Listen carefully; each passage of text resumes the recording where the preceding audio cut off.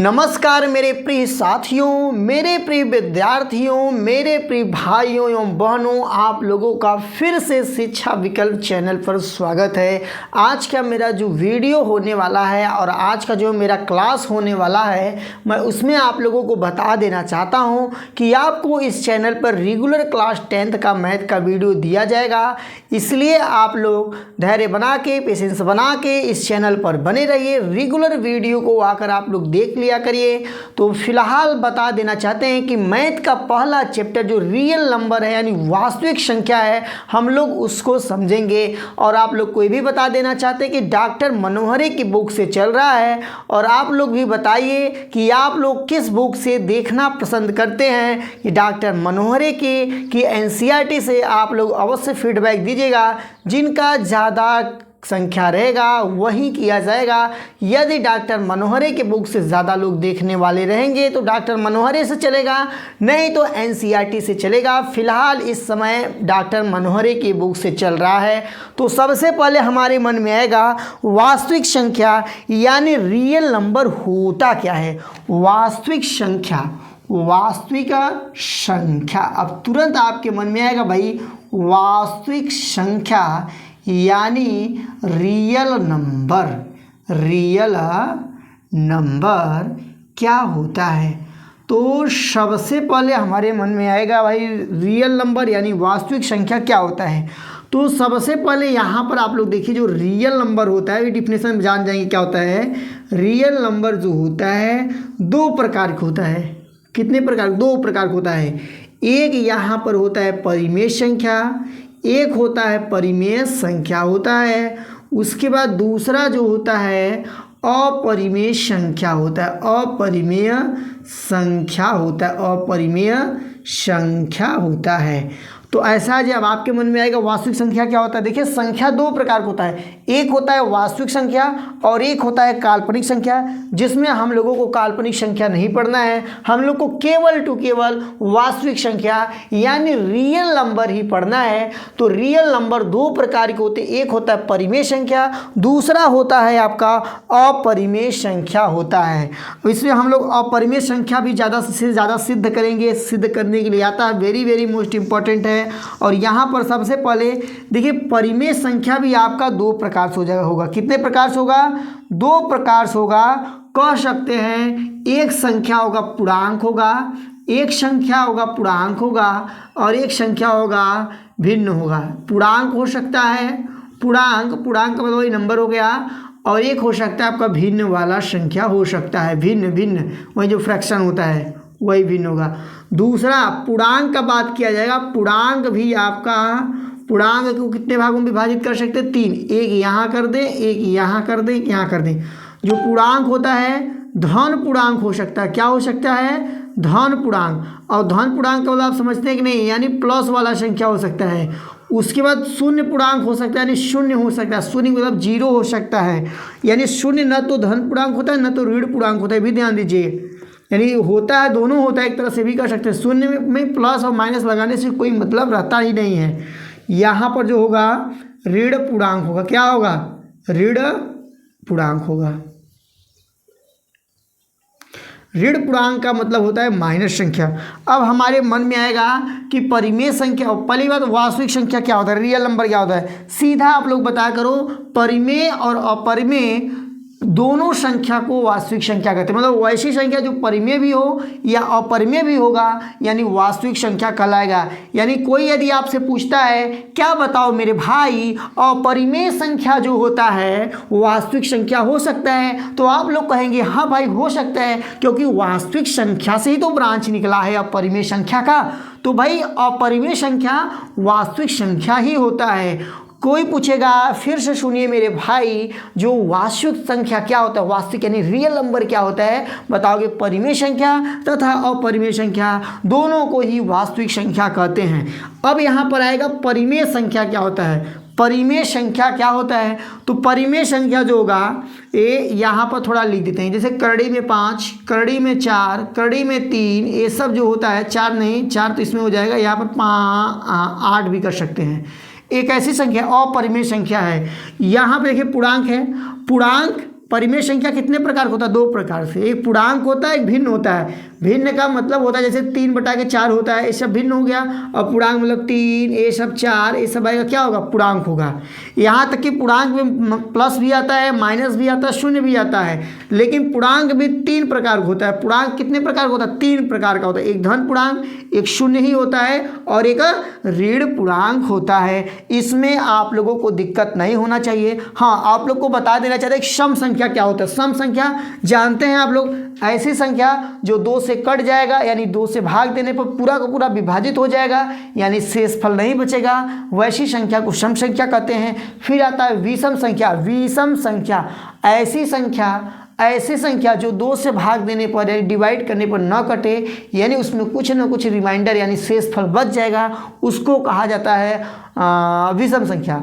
लेकिन एक होता है अभाज्य संख्या होता है। अभाज्य संख्या क्या होता है? ऐसी संख्या जो 1 से कटे और स्वयं से कटे, उसको कहते हैं अभाज्य संख्या। यानी कटने का मतलब होता है विभाजित होना।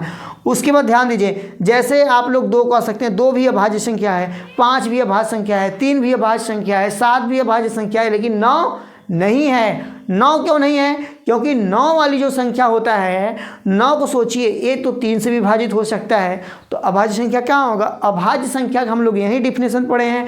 ऐसी संख्या जो या तो 1 से विभाजित हो या तो स्वयं से विभाजित होगा, उसको कहा जाता है अभाज्य संख्या कहा जाता है। इतना समझ गए? यहाँ पर तीनों आप लोग समझ गए होंगे। हम इसी को पढ़ेंगे और आप लोगों को बता देना चाहते हैं, इस चैप्टर में हम लोग को लस और मस मिलेगा। अच्छा हाँ, एक चीज़ और जान जाइए, एक होता है आवर्ती, यानी कोई पूछेगा परिमेय संख्या क्या होता है, ये भी जान जाओ। परिमेय संख्या क्या होता है? एक डिफिनेशन हम लोग जानते हैं कि परिमेय संख्या जो होता है ऐसी P/Q के रूप में, ऐसी संख्या जिसको P/Q के रूप में लिखा जा सकता है, उसको कहते हैं परिमेय संख्या। बट इसके लिए शर्त ये होता है Q का वैल्यू 0 के बराबर नहीं होना चाहिए। और उसी प्रकार से यदि कोई पूछता है अपरिमेय संख्या किसे कहते हैं, कह दो Q का वैल्यू 0 कर देंगे तो कैसी संख्या हो जाएगा? अपरिमेय संख्या हो जाएगा। कहने का मतलब ये है। अच्छा, एक डिफिनेशन और होता है, कहता है जिन संख्या को आवर्ती हो, क्या हो? आवर्ती हो, मतलब बार बार आए। जैसे अब आवर्ती मतलब बता रहे, आवर्ती हो, उसे भी परिमेय संख्या कहते हैं। उसको क्या कहते हैं? परिमेय संख्या। लेकिन अपरिमेय संख्या क्या होता है? अपरिमेय संख्या में हो जाता है कोई ऐसा हो जिसका जो होगा दशमलव में व्यक्त करें, वो क्या हो? आवर्ती न हो, अनावर्ती हो। क्या हो? अनावर्ती होगा। अनावर्ती मतलब आवर्त न करे, बार बार न है। बता देता हूँ, जैसे मान लीजिए अनावर्ती में 0.64 है, फिर यहाँ पर 1 2 4 5 इस प्रकार से आ रहा है, इसको क्या कहेंगे? इसको कहेंगे अनावर्ती। कोई नियम से आया नहीं आया है। लेकिन मान लीजिए कोई संख्या है 0.54, इसको कहेंगे आवर्ती कहेंगे, और उसको क्या कहेंगे? अनावर्ती। अनावर्ती संख्या का मतलब होता है कि ऐसी संख्या जिसको रिपीट होने का कोई नियम ही ना हो, मनमानी ढंग से कभी भी 1 2 3 4 5 6 कुछ भी आ जाएगा, उसको कहेंगे अनावर्ती संख्या। और ऐसी संख्या जो नियम से आए, जैसे 0.54 आए, फिर 5 4 आ जाए, फिर 5 4 आ जाए, फिर 5 4 आ जाएगा, तो ऐसी संख्या को आवर्ती संख्या कहते हैं। और जो संख्या आवर्ती संख्या होता है वो परिमेय संख्या होता है, और जो संख्या अनावर्ती होता है वो आपका अपरिमेय संख्या होता है। और एक चीज़ ध्यान दीजिए, पाई भी जान जाइए, वो तो आगे आएगा, छोड़िए अभी। अब इस चैप्टर में हम लोग पढ़ने वाले हैं एलसीएम और एचसीएफ। एलसीएम और एचसीएफ को हम लोग समझेंगे।